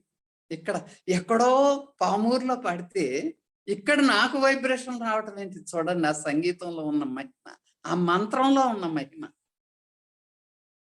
అవునా? ఆ కోనేటి రాయుడు వాడు మనకి అక్కడి నుంచి ఇస్తున్నాడు కదిలి. అవునా? కాబట్టి ఓహో, అప్పుడు చెడు చేసే గుణం ఉంది. సంగీతానికి దేవాలయానికి సంబంధం ఉంది. సంగీతం అంటే మంత్రాలు ఒక భాగమే. సంగీతంలానే మారిపోతాయి మంత్రాలు అలా ఉచ్చరిస్తూ ఉంటే. అవునా? ఈ అనుభూతులు, సంగీతం ఎంత అనుభూతినిస్తుంది నీకు. దేవాలయాల్లోనే ఫస్ట్ సంగీతం ఆవిర్భవించింది మిత్రమా. ఎందుకంటే దేవుణ్ణి ప్రార్థించడం కోసమే మొట్టమొదటగా వాడారు ఈ మంత్రాలని, సంగీతాన్ని భారతీయులు. ఇది ఒక విశిష్టమైనటువంటి కళలుగా తర్వాత రూపుదిద్దుకున్నాయి. అవునా? ఎందుకంటే ఒక స్టోరీ చెప్తున్నారు ఆయన. ఏంటంటే 40 సంవత్సరాల కిందట జరిగింది యాక్చువల్గా, అందరి సమక్షంలోనే. కాశీలో విశుద్ధానంద అనే స్వామీజీ ఉండేవాళ్ళట. ఆ విశుద్ధానంద స్వామీజీ కొన్ని శబ్దాలను ఉపయోగించి ఎన్నో ప్రదర్శనలు ఇచ్చాడట. కొన్ని వందల ప్రదర్శనలు ఇచ్చాడట ఆయన కాశీలో. అవునా? ఆయన నిరూపించాడు ఎవరినైనా బాగు చేయొచ్చు సంగీతంతో, ఆ శబ్దాలతో ఎవరినైనా చంపొచ్చు అని నిరూపించి చూపించాడట ఆయన ఒక ప్రదర్శనలో. ఎందుకంటే ఒక దేవాలయం తీసుకున్నాడు. ఆ దేవాలయం లోపల ఫారిన్ నుంచి ఒక 3 డాక్టర్లు వచ్చారట. వాళ్ళు ఒక పిచ్చుకుని తీసుకొచ్చారట. తీసుకొచ్చి ఈ సంగీతాన్ని వినిపిస్తే చాలా ఆనందంగా రెక్కలేసుకుంటా ఎగిరి గంతులేసిందట. ఎమ్మె ఏం చేశాడంటే ఆయన నెగిటివ్ శబ్దాలు, మనం అంటాం కదా, అమ్మ బాబోయ్ కర్ణ కఠోర శబ్దాలు అని. ఇప్పుడు స్కూటర్కి సైలెన్సర్ పోయింది అనుకోండి, రోడ్డు మీద పోతాడు, అసలు చెవులు వినలేమన్నమాట. కఠోర శబ్దాలు తలకాయ నొప్పి వచ్చేస్తుంది మనకి. ఓ స్టేషన్లో ఎక్కువసేపు ఉన్నా, బస్ స్టాండ్లో ఉన్నా. ఎందుకంటే ఆ కఠోర శబ్దాల వల్ల. ఆ శబ్దాలను ఉపయోగించాడట. ఉపయోగిస్తే రెక్కలతో టపటపా కొట్టుకుంటా అంత యాక్టివ్గా ఉన్న పిచ్చిక కింద పడి చనిపోయిందట. ఈ డాక్టర్లు టెస్ట్ చేశారట. టెస్ట్ చేసి చనిపోయిందండి అని చెప్పారట ఈ 3 డాక్టర్లు. చెప్పేటప్పటికి అప్పుడు స్వామి ఏం చేశాడంట, నెమ్మదిగా మళ్ళీ ఈ సంగీత ధ్వనిని పాజిటివ్గా చక్కగా శ్రావ్యంగా లయబద్ధంగా మళ్ళీ చెప్పాడట. ఉచ్చరిస్తే ఎమ్న ఆ పిచ్చికి మళ్ళా తిరిగి బతికిందట. ఇది ప్రదర్శనలో కాశీలో 40 సంవత్సరాల కింద చేసి చూపించాడు స్వామీజీ. అవునా? కాబట్టి అప్పుడు పిచ్చుకు బతికేటప్పటికి ఆశ్చర్యపోయారట డాక్టర్లు. ఎంత మహిమ ఉంది ఆ సంగీతంలో, మంత్రాల్లో అని చాలా ఆశ్చర్యపోయారు. ఆశ్చర్యపోయి అప్పుడు మరి ఇంత ఫలితం ఇచ్చినప్పుడు దేవాలయంలో మానవులకి ఎందుకు ఫలితాలు ఇవ్వవు మనకి? చూడండి, ఇది నిరూపించాడు కదా పబ్లిక్ లో. కాబట్టి పాశ్చాత్యులు, పడమర దేశం వాళ్ళు శబ్దానికి జీవితానికి సంబంధం గురించి పరిశోధనలు చేశారట. పరిశోధనలు చేసి కొన్ని శబ్దాలు ఉపయోగించట తల్లుల మీద ప్రయోగించారట. పురుడు వచ్చిన తర్వాత పాలు పడకపోతే ఆ శబ్దాలను ఉపయోగించి, ఆ సంగీతాలను ఉపయోగించి తల్లుల్లో పాలు తీసుకొచ్చేవాళ్ళు, పాలు ఉద్భవించేయట. ఇప్పటికీ రష్యా వాళ్ళు ఈ ఈ పద్ధతే వాడతారట పాలు ఇవ్వటానికి. ఫారాల్లో, డైరీ ఫారాల్లో వాటిల్లో సంగీతం పెడతారట ఈ పశువులు పాలు ఇవ్వటానికి, ఎక్కువ పాలు ఇవ్వటానికి. అవి పులకరించిపోయాట, ఎక్కువ పాలు ఇస్తున్నాయట. అవునా? ఇది భారతీయుల యొక్క సొత్తే కనిపెట్టింది. అవునా? కాబట్టి మొక్కలు మీరు చూడండి, ఒక మొక్క వేసి అది పువ్వులు పూయటానికి 6 నెలలు పడుతుందట. కానీ నువ్వు ఆ మొక్క వేసి మొక్క దగ్గర సంగీతం వాయించితే, నువ్వు మంచి మాటలు చెప్తే, నువ్వు పాజిటివ్గా, అప్పుడు నీకు అప్పుడు నీకు తెలుస్తుందట. 2 నెలల్లో పూసేస్తుందట ఆ మొక్క. రీసెర్చ్ చేశారు, రీసెర్చ్ చేసి చెప్పారు పశువులు ఎక్కువ పాలిస్తాయని. ఎంతో విదేశాల్లో వాడుతున్నారు కూడా, మనకి కూడా వాడుతున్నారు. ఎందుకంటే మాకు రాజమండ్రి దగ్గరే ములకల్లంక అనే గ్రామం ఉంది, గోదావరి మధ్యలో ఉంటుంది. అక్కడికి వెళ్ళి అక్కడ ఆ ఊర్లో మేము చెప్పాం ధ్యానం క్లాసులు బాగా. ఎందుకంటే మాకు అక్కడ ఒక 3 మాస్టర్స్ ఉన్నారు. ఆ మాస్టర్స్ రామచంద్రరావు, ఇంకా సీతారాం, వీళ్ళు ఉన్నారనమాట, బుర్రెడ్డి. వీళ్ళకున్న నడువు నొప్పిని డాక్టర్లు వదిలేసిన కేసే నయమైంది, పూర్తయింది ధ్యానం ద్వారా. ఎందుకంటే ఒక 3 రోజులు ఇంట్లో అట్టి పెట్టుకుని నేను పరిశోధన చేశాం ఆయన మీద. పాటలు పాడుతూ బయటికి రానివ్వకుండా అలా చెప్పాను, పడుకోబెట్టి కూర్చోబెట్టి అలా నెమ్మదిగా లేచిపోయి పరిగెత్తాడు. నీకు కొత్త గోదావరి వచ్చినప్పుడు ఎలా నొరగలు కొక్కుతూ వస్తుందో అలా వస్తుందా ఏ ఎనర్జీ నీకు వెన్నుపూసలో అని చెప్పా. నిజంగానే నాకు వచ్చేసింది మేడం అని గొంతులేశాడు. అది మేము స్వయంగా చూసాం కాబట్టి అనుభవించాం. ఆయన ఏం చేస్తున్నారంటే, ఇప్పుడు ఆయన ఒక మహారాష్ట్ర నుంచి కృష్ణుడు వంశం ఆవును తీసుకొచ్చి ఆయన ఆ పాకలో పశువులను పెట్టి సంగీతం, అక్కడ ఒక క్యాసెట్ పెట్టి పైన టాప్ లో సంగీతం వినిపిస్తాడు. అది చక్కటి పిల్లల్ని పెట్టింది. అది ఒక పెద్ద ఆదాయ వనరు అయింది. అవునండి, పాలు బాగా ఇస్తుంది అందరికీ. ఆయన ఆ నెయ్యి కొంచెం చిన్న బాటిల్లో వేసి ఇస్తాడు. అలా నేను ఇక్కడ కూడా చాలా మంది డాక్టర్లకే వేసాను నేను. ముక్కులో కనుక 5 డ్రాప్లు వేసి పడుకోబెట్టి ధ్యానం చేయించితే నీకు ఆస్మా అది కూడా తగ్గిపోతుంది. తగ్గిపోయింది ఒక రాజుగారికి, భీమవరం రాజుగారి. అమ్మాయి ఎంత సులువుగా తగ్గించావు, ఎంత మంది డాక్టర్ల దగ్గరికి వెళ్తున్నానో, నాకు ఈ గుండె బరువు, ఆస్మా శ్లాష్మం తగ్గట్లేదు, నువ్వు తగ్గించేసావా అన్నారు ఆయన. అవునా? ఎంత ఆనందం అలాంటి సంఘటనలు.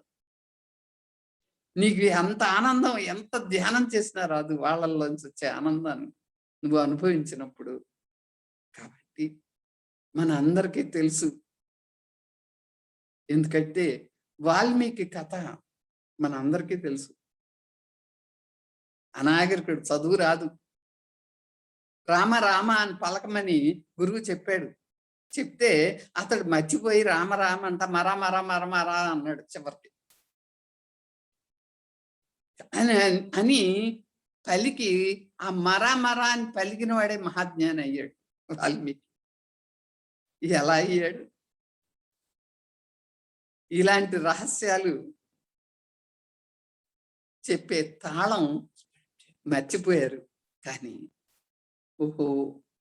ఎప్పుడైతే తాళాలు ఓపెన్ చేయటం నేర్చుకున్నామో దాని యొక్క విలువ మనకి అర్థమవుతుంది అని చెప్తున్నారు. ఎందుకంటే చూడండి, మీకు యాక్చువల్‌గా అక్కడ జరిగింది ఏంటంటే, రామ రామ రామ రామ రామ రామ రామ రామ రామ రామ మామ రామ. చివరికి 3 మెట్లు ఉన్నాయి చూడండి దాంట్లో. రామ అన్నప్పుడు ఫస్ట్ మెట్టు అది. కానీ మధ్యస్థంలోకి వచ్చేటప్పటికి మరా మరా అయిపోయింది. అది రెండో మెట్టు. చివరికి వచ్చేటప్పటికి మూడో మెట్టు మళ్ళీ రామాలోకి వస్తాం. అది ఆ మంత్రం ఉచ్చరించినప్పుడు గమనించండి. అవునా? యాక్చువల్‌గా మర అంటే అంతిమ ఆ సత్యం గనక అలా ఉచ్చరిస్తున్నప్పుడు నువ్వు కొంచెం సేపు అయినాక నీ లోపలికి వెళ్ళిపోతావు. వెళ్ళిపోయి ఈ దేహం యొక్క ఉనికిని కోల్పోతావు. ఈ దేహం యొక్క ఉనికి ఎప్పుడైతే కోల్పోతావో నువ్వు ఆ మంత్రం యొక్క వైబ్రేషన్‌లోకి వెళ్ళిపోతావు.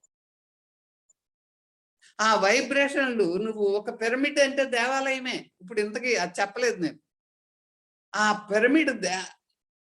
పిరమిడ్‌లో ఈ వైబ్రేషన్స్ వెళ్ళి పైన టాప్‌లో వెళ్ళిపోతాయి పైకి.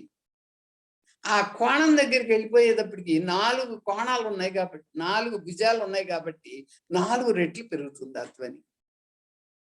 పెరిగిన తర్వాత అది ఏమవుతుంది, మనకి అక్కడ క్రిస్టల్ పెడుతున్నాం. ఆ క్రిస్టల్ ధర్మం ఏంటంటే దాన్ని మరింత పెంచుద్ది. ఆ వలయాల్ని పెంచుతుంది అనమాట పిరమిడ్లో. అందుకే పిరమిడ్లో ధ్యానం చేయమంటున్నారు పత్రి గారు.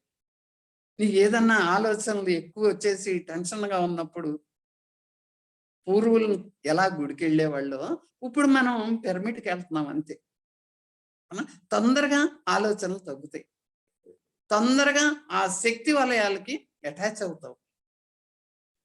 మరింత పెరిగే ఆ శక్తి వలయాల వల్ల నువ్వు తొందరగా నీ నీ దేహాన్ని మర్చిపోగలుగుతావు. ఆ వలయాల్లోకి నువ్వు మారిపోతావు. అది చివరికి నీ వ్యక్తిత్వమే ఉండదు. నేను ఒక మనిషినైనా మర్చిపోతావు. ఎక్కడికో వెళ్ళిపోతావు. ఈ ఉనికిని ఎప్పుడైతే కోల్పోతావో ఇదే మొదటి మెట్టు. నీ ప్రమేయం లేకుండా ఎప్పుడైతే రామ రావటం మొదలైందో అది అంతిమ సత్యం. అవునా? అప్పుడు రామని అనుభవిస్తావు నువ్వు. ఆటోమేటిక్‌గానే పేదాలు మాన రామ రామ రామ రామ అంటాయి అన్నమాట నీకు తెలియకుండానే. అవునా?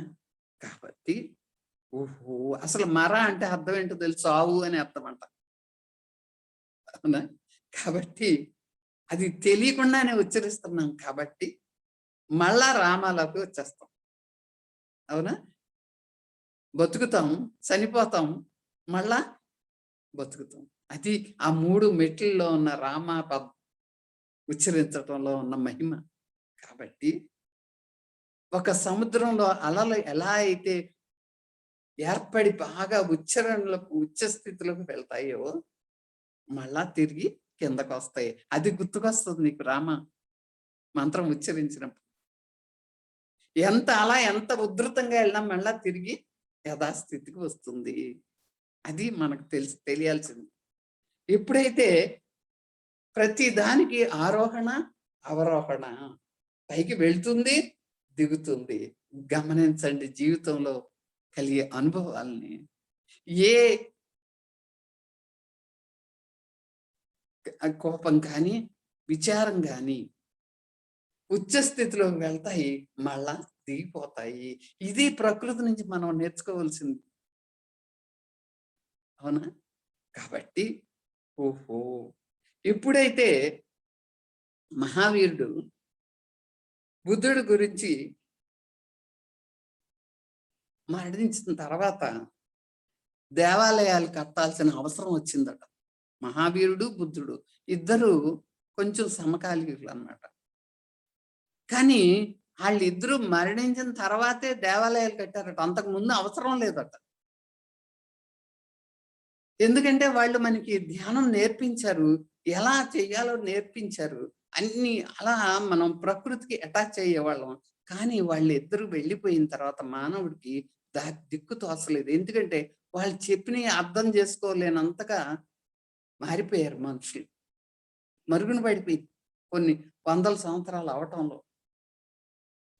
వేల సంవత్సరాలే కదా బుద్ధుడు పుట్టి. క్రీస్తు పూర్వం వాడు కదా వీళ్ళు. కాబట్టి ఈ మరి ఎన్నో ఎక్స్పెరిమెంట్ చేస్తున్నారు అమెరికాలో.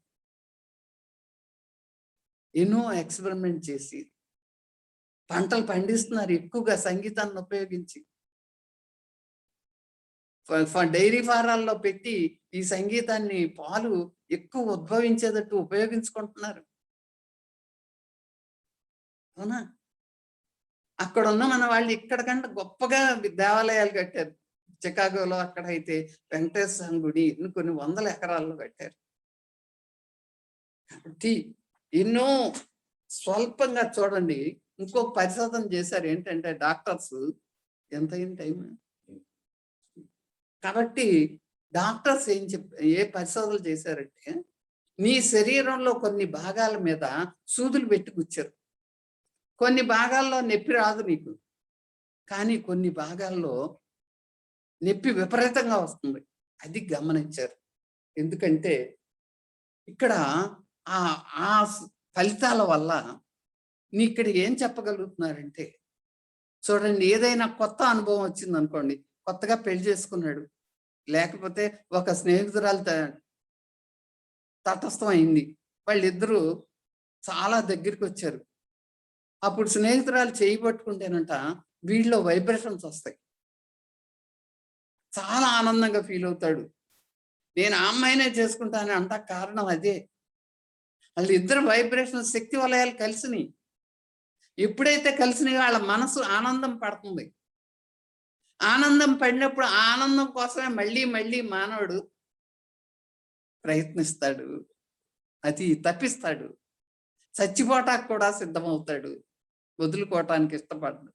కానీ అదే అమ్మాయిని పెళ్లి చేసుకున్నాక కొన్ని రోజులు ఆ అనుభవాలు అనుభవించినాక అది పాతదైపోతుందట. పాతదైపోయి ఆ ఫస్ట్ వచ్చిన శక్తి వలయాలు రావట తర్వాత అలవాటైపోయి. అవునా?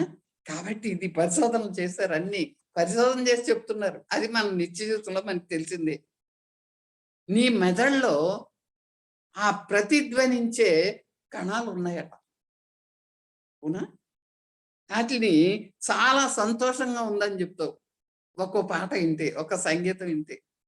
ఎలా చెప్పగలుగుతున్నావు ఇది కర్ణకఠోరంగా ఉంది ఈ శబ్దం అని? ఈ మెదడులో ఉన్న భాగాల వల్లే. అవునా?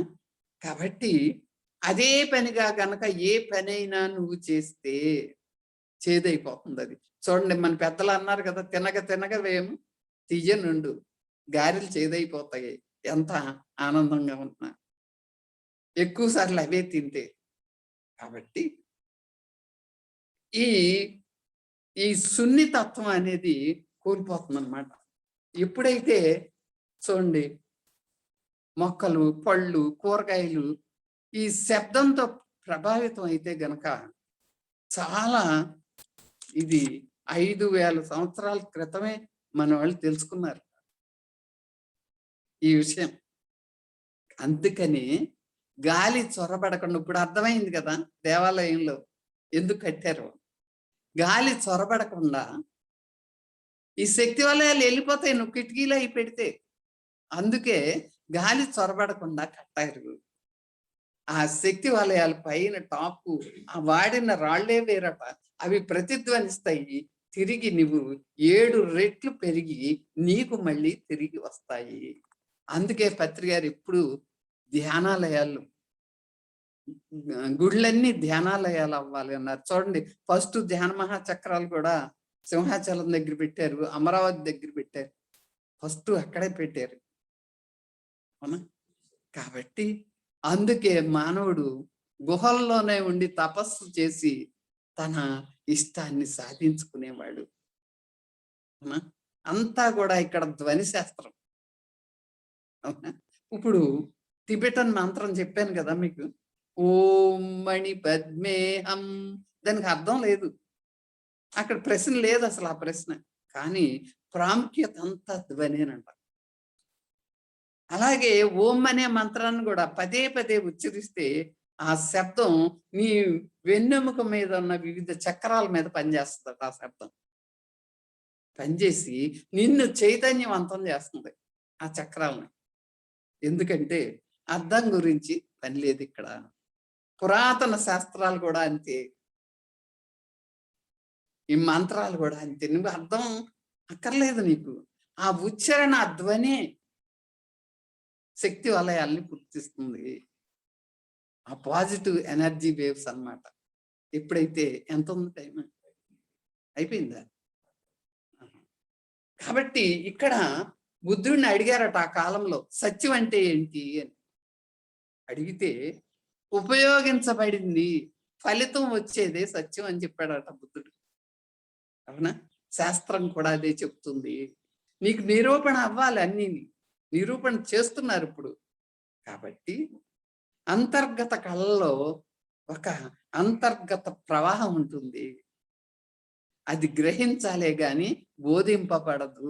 చూడండి, ధ్యానం చాలా బాగుంటుందని ఎన్నో లెక్చర్లు ఇస్తాం, కానీ చేస్తేనే గాని, అది అనుభవిస్తేనే గాని ఆ ప్రవాహం ఎనర్జీ ఫ్లో నీకు తెలియదు.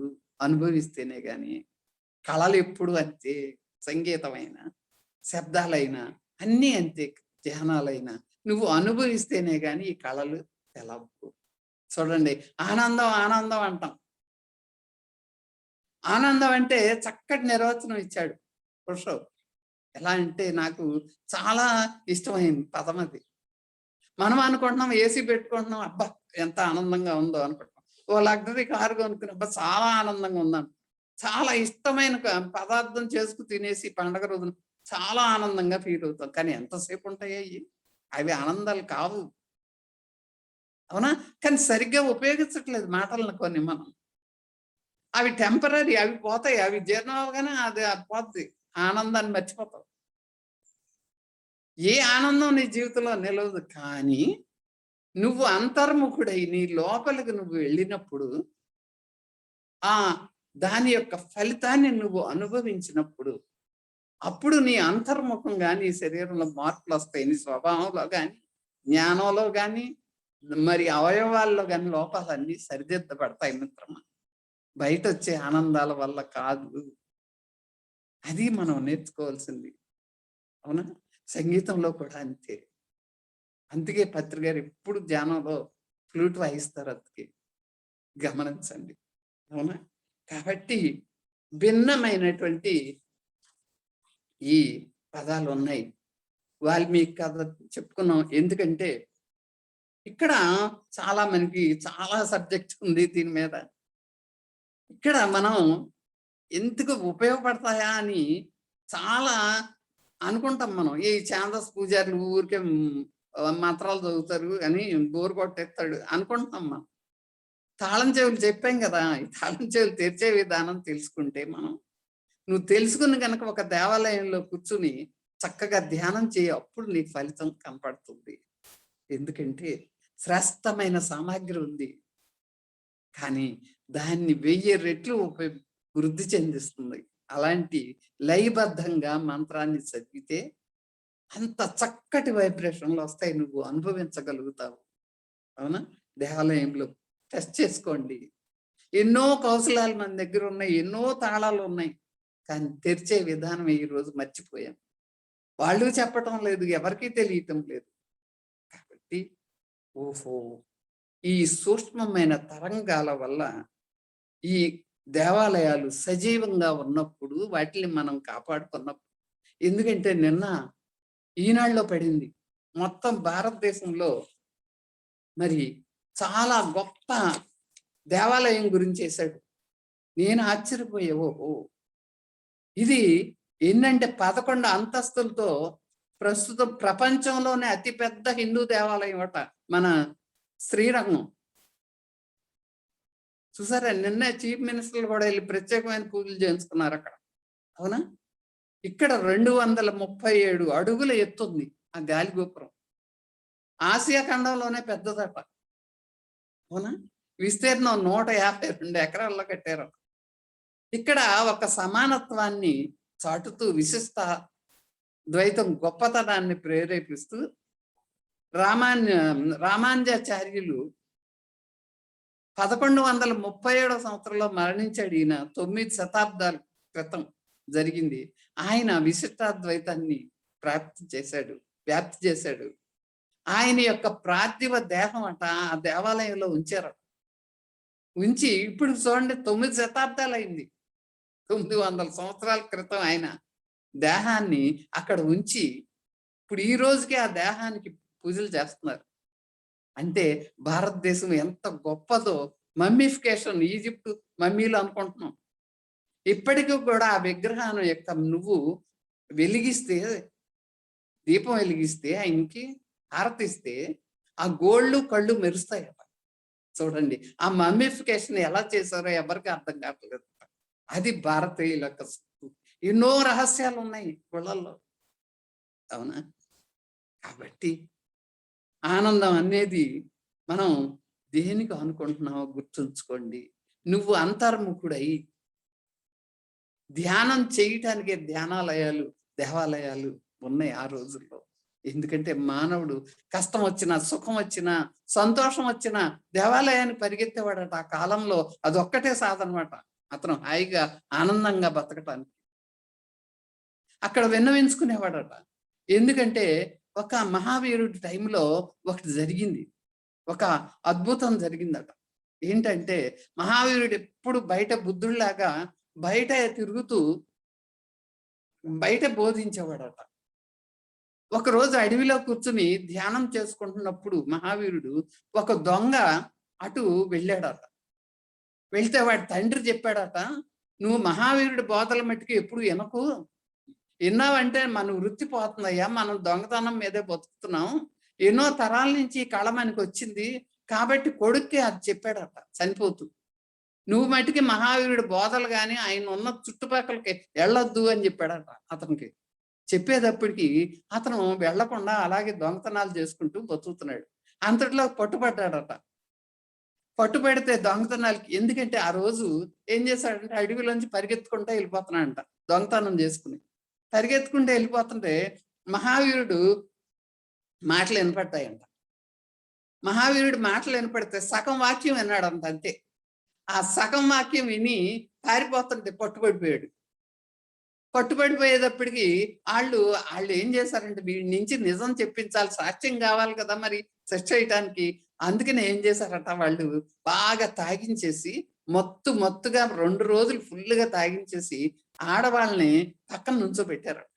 నుంచోబెట్టి వాళ్ళకి చెప్పారంట అతనికి, నువ్వు చనిపోయావు చూడు, చనిపోయి నువ్వు ఆ లోకంలోకి వెళ్ళిపోయావు.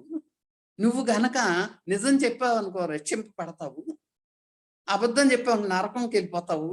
చూడు స్వర్గలోకం ఎలా ఉందో ఒకసారి కళ్ళు తెరిచి చూడు అన్నారు. అంటే మంచి అందమైన ఆడవాళ్ళు కనపడతాను, నిజంగానే చచ్చిపోయాను, నేను స్వర్గంలోకి వెళ్ళిపోయాను, ఈ లోకాల్లోకి వెళ్ళిపోయాను అనుకున్నాడంట. దారిలో ఉన్నాను అనుకున్నాడంట. అనుకుని అలా అయ్యో చచ్చిపోయానప్పుడు అయితే నిజం చెప్పేయాలి, నేను దొరికిపోతాను అనుకున్నాడు.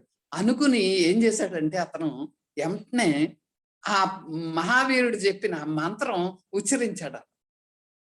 ఉచ్చరించేటప్పటికి ఆ మహావీరుడు ఏం చెప్పాడంట, మామూలు మనుషులకి ఏళ్ళు ముందుంటాయి, కాళ్ళు మరి ఈ ఋషులకి ఏమో వీళ్ళకి వెనక తిరిగి ఉంటాయి వేళ్ళు అని చెప్పాడు. చెప్పేటప్పటికి ఆ విషయం గుర్తొచ్చిందంట ఆ దొంగకి. గుర్తొచ్చి వెంటనే కళ్ళు తెరిచి వాళ్ళని చూసాడంట. చూసేటప్పటికి వాళ్ళ కాళ్ళు వేళ్ళు ముందులు మామూలుగానే ఉన్నాయంట మనుషుల్లాగా. ఓహో వీళ్ళు అబద్ధాలు చెప్తున్నారు నాకు, నేను మామూలుగానే ఉన్నాను, చచ్చిపోలేదు అని చెప్పి అది నిజం చెప్పుకోకుండా వాళ్ళకి తప్పించుకున్నాడంట ఆ దొంగతనాన్ని శిక్ష పడకుండా తప్పించుకుని వెళ్ళిపోతుంటే అప్పుడు మహావీరుడి యొక్క ఆ మాటలు గుర్తుకొచ్చి, సగం వాక్యం వింటేనే నేను తప్పించుకున్నానే, పూర్తి వాక్యం వింటే నేను ఇంకెంత బాగుపడతానని మహావీరుడి దగ్గర పరిగెత్తుకుపోయి ఆయనకి ప్రధాన శిష్యుడు అయిపోయాడట మహావీరుడికి దొంగ. అవునండి. కాబట్టి ఇది మన యొక్క అంగుళిమాళ్ళు బుద్ధుడికి ఎలా అయితే మారిపోయాడో అలా మారిపోయాడట ఇతను. అవునా? కాబట్టి ఇది చాలా మరి ఇంకా చాలా ఉన్నాయి చెప్పేది. దేవాలయాలు అంతులేని రహస్యాలు ఉన్నాయి దీంట్లో. కాబట్టి మరి చాలా థ్యాంక్ యూ మేడం. ఎందుకంటే మోష గాని ఎవరు గాని పెద్దలు చెప్పిన నిద్ర లేవగానే దేవుడి గంటలు వినాలట. చాలా ఆనందంగా ఉంటుందట. పడుకునేటప్పుడు ఈ శాస్త్రీయ సంగీతం వింటూ పడుకుంటే ఎంతో ఆనందంగా నిద్రపోతావట. పై లోకాలకు వెళ్ళి నిద్రపోతావట. ఎంతో అటాచ్ అవుతూ నీకు ఎనర్జీగా నిద్రపోతామని చెప్పారు మన పెద్దలు. అందుకే చివరిలో ఒక్క పాట మేడం పాడుతున్నాను. అలాగే హాయిగా ప్రశాంతంగా ఉన్నవారా ఒక్క నిమిషం కళ్ళు మూసుకుందాం. కృష్ణ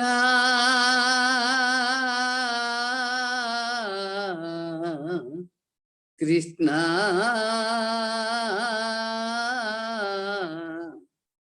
కృష్ణ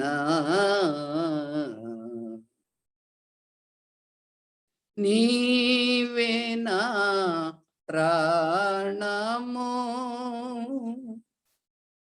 నా జీవనాధారము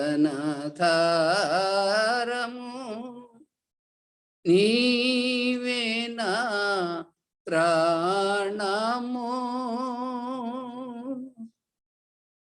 కృష్ణ కృష్ణ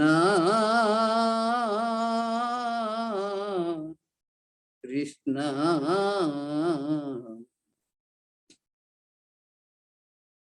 నీ దర్శన భాగ్యము నా హృదయానందము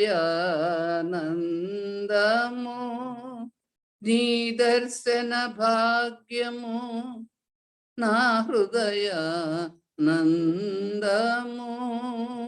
కృష్ణ కృష్ణ కృష్ణ రేయి పగలు నిన్ను కాంచ వేచితి కృష్ణ రేయి పగలు నిన్ను కాంచ వేచితి కృష్ణ నీలో ఐక్యం నా మానస తృష్ణ కృష్ణ నీలో ఐక్యం నా మానస తృష్ణ Krishna Krishna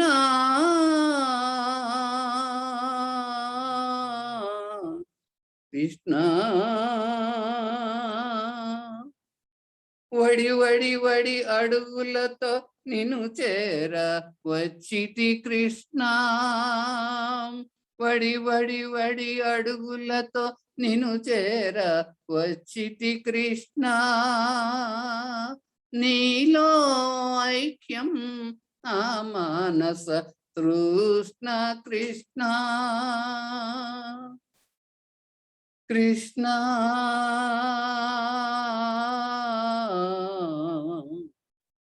Krishna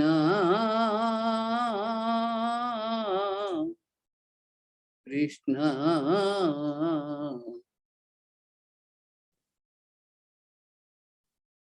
thank you madam. Thank you. జై హో.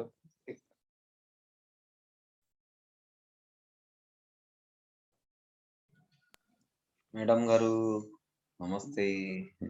నమస్తే.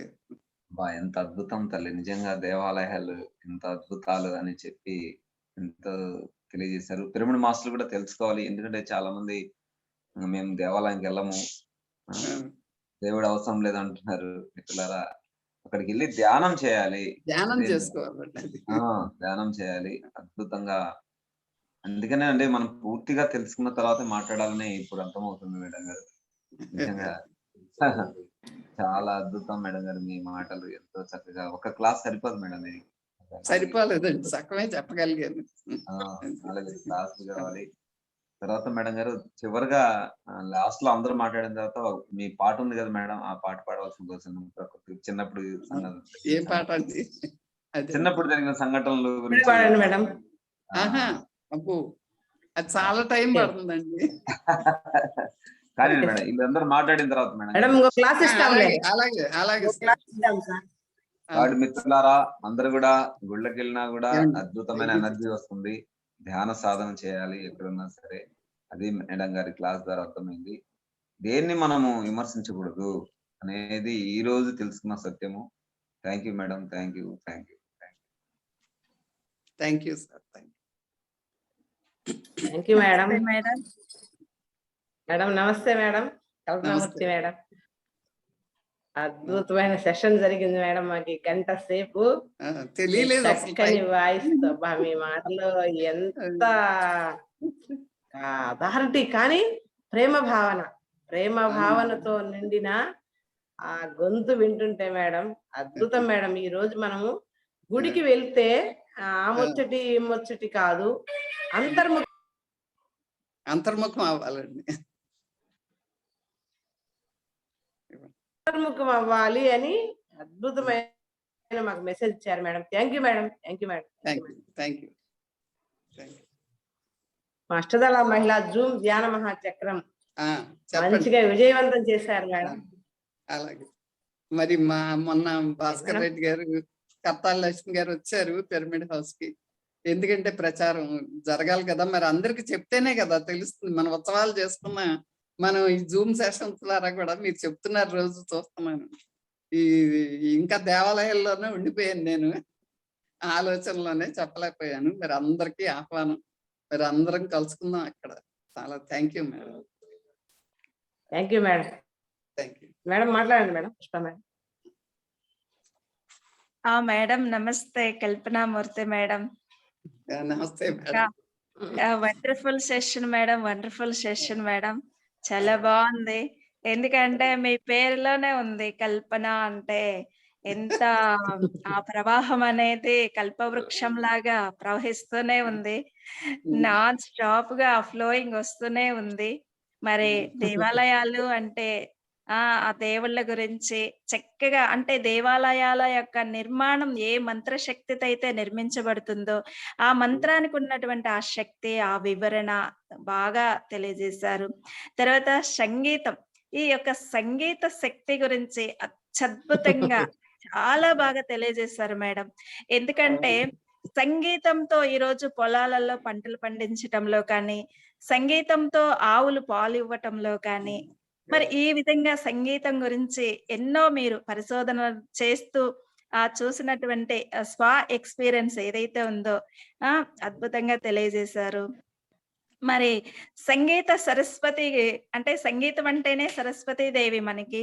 మరి ఆ చక్కని సరస్వతీ దేవి యొక్క సంగీతాన్ని కూడా మీరు పాడి వినిపించారు చివరిలో. మరి ఇప్పుడు ప్రజెంట్ మన పిరమిడ్ మాస్టర్స్ అందరి కూడా అంటే డెలివరీ టైంలో, లేడీస్ డెలివరీ టైంలో ఫస్ట్ డెలివరీ అయ్యేటప్పుడు ఆ ఒక థియేటర్ లో కూడా సంగీతం పెడుతున్నారంట. ఆ సంగీత స్వరాలు వెనికిడితోనే బిడ్డ బయటికి రావాలి అని చెప్పేసి సంగీత స్వరాలతోటి ఇప్పుడు డెలివరీలు జరుగుతున్నాయని చెప్పేసి మన పిరమిడ్ మాస్టర్స్ ఈ మధ్య కొత్తగా చెప్తున్నారు. మరి సంగీతం యొక్క శక్తి, సంగీతం యొక్క విలువ ఎంత గొప్పది అని చెప్పేసి నిజంగా సంగీతం గురించి చాలా చాలా అద్భుతంగా తెలియజేశారమ్మా. నిజంగా నాకు సంగీతం తెలియదు, రాదు, కానీ సంగీతం వినటం అంటే నాకు ప్రాణం అమ్మా. చాలా చాలా ఇష్టం. నాకు ఏమీ తెలియదు సంగీతం గురించి, కానీ సంగీతం అంటే అంత ఇష్టం. నేను ధ్యానం కూడా ప్రతిరోజు ఏదో ఒక మ్యూజిక్ పెట్టుకొని నేను ధ్యానం చేస్తాను.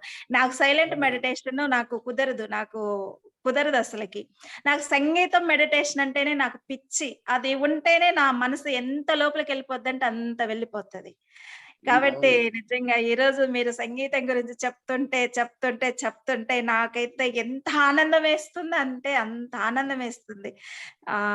సో థ్యాంక్ యూ అమ్మా. Thank you so much. చక్కని క్లాస్ ఇచ్చారు. ధ్యానం చేస్తానండి ఒకరోజు ఆ పాటతోటి. అది తర్వాత ఒక రోజు అంతా చాలాసేపు పడుతుంది, అది సరిపోతుంది టైం. ఓకే అమ్మా. సరే మాస్టర్స్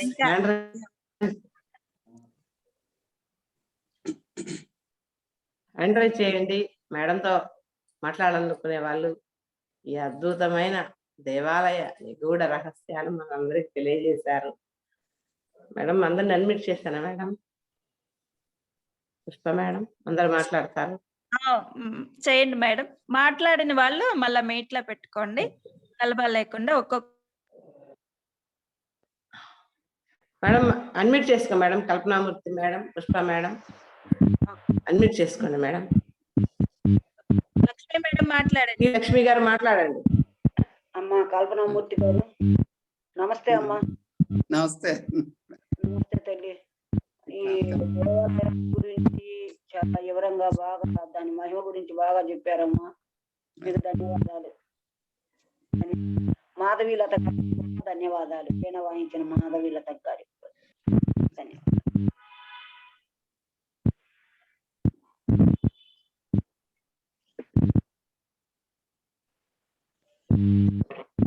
మూర్తి గారు మాట్లాడండి. పిఎస్ఎన్ మూర్తి గారు మాట్లాడండి. అడ్మిట్ చేసుకోండి సార్. నమస్తే అమ్మా కల్పనామూర్తి గారు. దేవాలయాల్లో ఇంత విశిష్టత గురించి చాలా మందికి తెలియదు. చాలా మందికి ఏంటి ఇప్పుడున్న జనరేషన్ లో ఎవరికి తెలియదు. చాలా బాగా చెప్పారు. అజంతా వాటి గురించి కూడా వెళ్ళాం కానీ తెలియదు. చాలా బాగా చెప్పారు. మీకు చాలా చాలా ధన్యవాదాలు. ధన్యవాదాలు.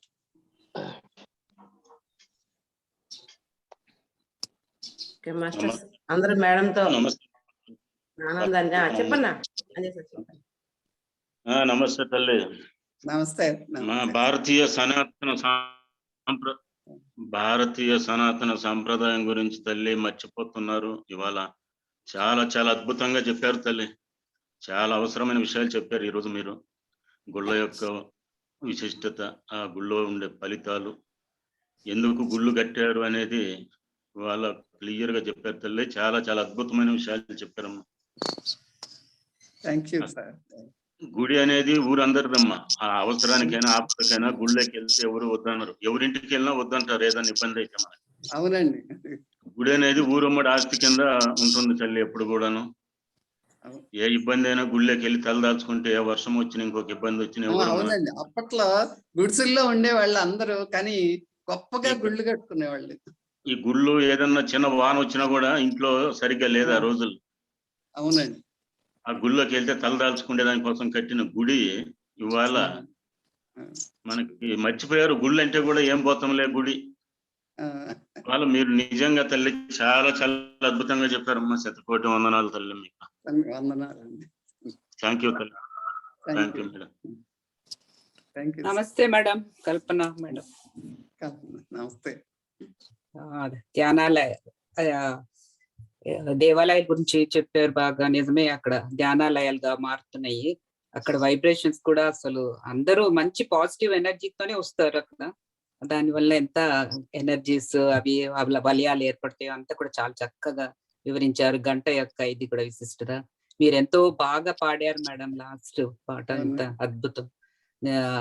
అదే ఇక్కడ ఆవులు కూడా నిజమే ఆ సంగీతంతో పాలు ఎక్కువ ఇస్తున్నాయని. తర్వాత ఈమె కూడా పద్మావతి పత్రిజీ గారి దగ్గర పాటలు పాడతారు చూడండి. ఆమె కూడా పొలాల దగ్గర పాడతారంట. అది అవన్నీ కూడా బాగా పంటలు పండుతాయని చాలా చక్కగా చెప్పారు మేడం. Thank you. అవునండి. పాలు పడకపోతే తల్లులకి సంగీతం వినిపిస్తారు. అదే మేడం. చాలా చక్కగా చెప్పారు మేడం. నమస్తే మేడం. నమస్తే. మాకు చాలా ఎన్నో తెలియని విషయాల గురించి చాలా చక్కగా వివరించారు మేడం. దేవాలయాల గురించి, దేవాలయం వాస్తవంగా అంటే అందరికీ తెలియదు కానీ నాకు మాత్రము మరి చాలా విషయాలు దేవాలయాల గురించి చాలా విషయాలు తెలియని విషయాలు నేర్చుకున్నాను మేడం. మరి దేవాలయం గురించి కానీ, దేవాలయం గంటను గురించి కానీ, సంగీతాన్ని గురించి కానీ చాలా విషయాలు మీరు మాకు ఈరోజు జ్ఞానాన్ని అందజేసినందుకు మీకు వేల వేల కృతజ్ఞతలు. Thank you madam. Thank you very much. Thank you sir. Madam గారు నమస్కారం. మేడం నమస్కారం. Srinivas sir madam. అవునండి, కనపడతాను బొమ్మలు. మేడం ఒక అద్భుతమైన క్లాస్ మేడం. ఎన్నో విషయాలు తెలిసినాయి. ముఖ్యంగా ఏంటంటే నేను 1 గంట నుంచి యోగా చేసుకుంటూ ప్రాణాయామం చేసుకుంటూ మరీ వింటున్నాను. దేవాలయాల గురించి చాలా బాగా చెప్పారు మేడం. ఒక విశిష్టత మేడం, అఖండ సినిమాలో ఒక అదే ధ్యానం చూడాలి అందరూ భక్తి చెప్తున్నారు. గురించి, ధ్యానం గురించి, భక్తి గురించి, దేవాలయాలు అసలు ఎంత కష్టపడి నిర్మిస్తారు, ఇన్ని శాస్త్రాలు ఇవన్నీ ఉపయోగించి ఇన్ని శక్తులు కూడబెట్టి నిర్మిస్తారు చూడండి అనేసి ఒక విశిష్టమైన అగౌరవ రూపంలో ఆయన ఎంతో బాగా చెప్పారండి. సబ్జెక్ట్ మనం వినాలి మేడం, ప్రతి ఒక్కరు సినిమా చూడండి. అదే మనలో చెప్పారు అఖండ సినిమా చూడాలి అని. అనేక శక్తులు మనల్ని ఆటోమేటిక్ ధ్యానాలకి ఇంకా పెరుగుతాయన్న ఆలోచన మేడం. చాలా బాగుంది మేడం. లాస్ట్ పాడిన పాట మాత్రం ఇంకో అరగంట ఉంటే ధ్యానంలోకి వెళ్ళిపోతాం అందరం కూడా. అంత ప్రేమగా పాడారు మేడం. ఉంటాను madam. Thank you madam. Thank you.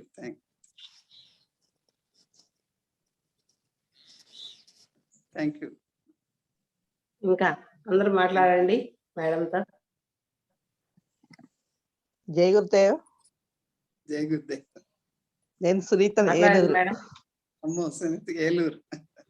Eluru Sunitha. అవును. మాట్లాడమ్మా. మాట్లాడు సునీత. చాలా చక్కగా ఉంది మీ స్పీచ్ ఇవాళ. దేవాలయాల గురించి ముఖ్యంగా అందరికీ తెలియని విషయాన్ని తెలియజేశారు. అదే విధంగా సంగీతం వలన ఎన్ని ప్రయోజనాలు కలుగుతున్నాయి అనేది నేను ఈ పొలాల గురించి వినలేదు, ఆవుల గురించి విన్నాను, ఫస్ట్ టైం వింటున్నాను. నిజంగా చాలా సంతోషంగా ఉంది. చూపెడతాను, ఆవు దగ్గర తీసుకెళ్తా మీరు వస్తే. అలాగే తప్పకుండా. చాలా సంతోషంగా ఉంది. మీ క్లాస్ వింటూ ధ్యానంలోకి చాలా ఈజీగా వెళ్ళిపోగలిగాను. అలాగే. మీకు ఈ క్లాస్ అరేంజ్ చేసిన వాళ్ళందరికీ ధన్యవాదాలు. Thank you. దీని ఉద్దేశం అదే, మిమ్మల్ని అందరినీ ధ్యానంలో తీసుకురావాలని.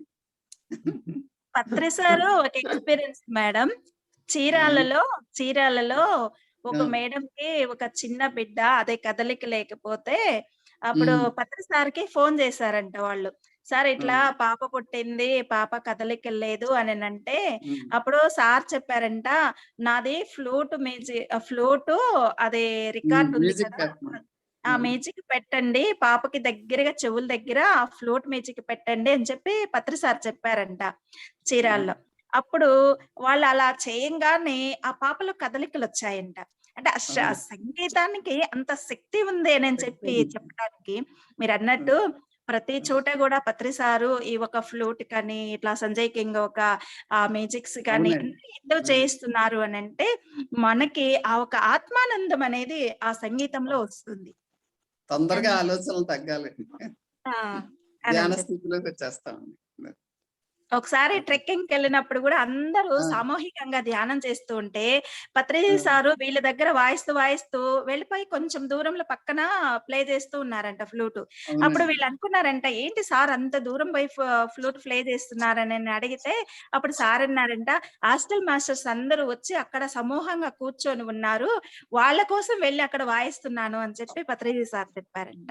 అంటే ఆ ఫ్లూట్ మ్యూజిక్ కి ఎంత మంది మాస్టర్స్ దిగుతున్నారు అంటే ఆ సంగీతం తీసుకొస్తుంది అందరినీ కూడా ఆ విధంగా ఆ ఒక సమూహంగా. ఈ ఒక సంగీతానికి ఉన్నటువంటి ఆ విశిష్టత చెప్తూ ఉంటే చాలా చాలా ఆనందంగా ఉంటుందమ్మా. అందుకే దేవాలయాలకి సంగీతానికి సంబంధం ఉందంట. అందుకే అక్కడ పాటలు పెడతారు. మీరు చెప్పినట్టు ఓంకారం చెప్పారు కదమ్మా, ఆ ఓంకారం కూడా నాదమే కదమ్మా. ఓంకార శక్తి అది నాదం లాంటిదే కదా. అందుకే ప్రతి గుడిలోనూ ఓం అనే శబ్దము ఆ రికార్డు వేస్తూనే ఉంటారు, నిరంతరం ఓంకార శబ్దం వినపడుతూనే ఉంటది అన్ని దేవాలయాలలో. అవునండి. ఎందుకంటే నాకు చిన్న ఎక్స్పీరియన్స్, మా బావగారికి 95 ఏళ్ళు అండి, ముత్తిగారు అన్నయ్య గారికి. ఆయన నడువు నొప్పి వచ్చిందండి. ఆయనకి నడువు నొప్పి వస్తే ఈ స్థితిలో పిరమిడ్ లో ఒక రాత్రంతా ఉండి వాంకారాన్ని 90 సార్లు ఉచ్చరించాడండి ఆయన. ఆ పిరమిడ్ లో ఎక్కువైపోయి తెల్లారిపాటికి తగ్గిపోయిందండి. తర్వాత నడువు నొప్పి ఇంకా అసలు డాక్టర్ దగ్గరికి వెళ్ళలేదు. అది క్రానిక్ గా ఉన్న నడువు నొప్పి తగ్గిపోయిందండి. ఆ వాంకారం ఉచ్చరించారు ఆయన ధ్యానం చేస్తూ. అది నేను ఎక్స్పీరియన్స్ అన్నమాట. నాకు స్వయంగా ఎన్నో ఎక్స్పీరియన్స్. పిరమిడ్ హౌస్ లో చాలా మందికి చాలా జబ్బులు తగ్గినాయండి. అది thank you madam. Great madam, great. Recent గా మా ఫ్రెండ్ ఒక మేడం కూడా ఇది చిలుకలు, గలగల పారే ఆ నది శబ్దాలు, అది మ్యూజిక్స్ ఉంది మేడం. అది పెట్టుకొని చేస్తుంటే తనకు వెన్నుపూసలో నొప్పునిందంట. ఆ మ్యూజిక్స్ పెట్టుకొని చేస్తూ ఉంటే 3 రోజులకల్లా పత్రిజీ సార్ వచ్చి ఆ వెన్నుపూసలు ఎక్కడైతే నొప్పి ఉందో అక్కడ పాదం పెట్టాడంట. అంటే ఆ అమ్మాయి ఏం చేయలా, ఊరక మ్యూజిక్ పెట్టుకునింది. చిలుకల రాగాలు, ఈ నీళ్ళ సౌండ్లు, ఉరుములు, మెరుపులు, ఆ ఒక మ్యూజిక్ పెట్టుకొని చేస్తూ ఉంటే ఆ వెన్నుపూసలు ఎక్కడైతే నొప్పి ఉందో అక్కడ పత్రిజీ సార్ వచ్చి పాదం పెట్టుకోటి ఆ నొప్పి అనేది పోయేసి, ఆ కర్మ అనేది పోయేసి హ్యాపీగా బాగుంది. అంటే సంగీతానికి కర్మ ప్రక్షాళన అనేది చాలా ఈజీగా జరుగుతున్నాయి అనేది అర్థమైంది మేడం. అవునండి, అవునండి. ఎందుకంటే గణపతి సచ్చిదానంద స్వామి కూడా ఒక్కో జబ్బుకి ఒక రాగం కనిపెట్టారండి. ఆయన రిలీజ్ చేశారు అప్పట్లోనే, కొన్ని ఏళ్ళ కిందట. అవును మేడం. మాస్టర్స్ ఇంకా మేడంతో షేర్ చేసుకోండి మాస్టర్స్ మీ యొక్క అనుభవాలు. ఏమైనా మాట్లాడాలనుకుంటే షేర్ చేసుకోండి. నమస్తే మేడం.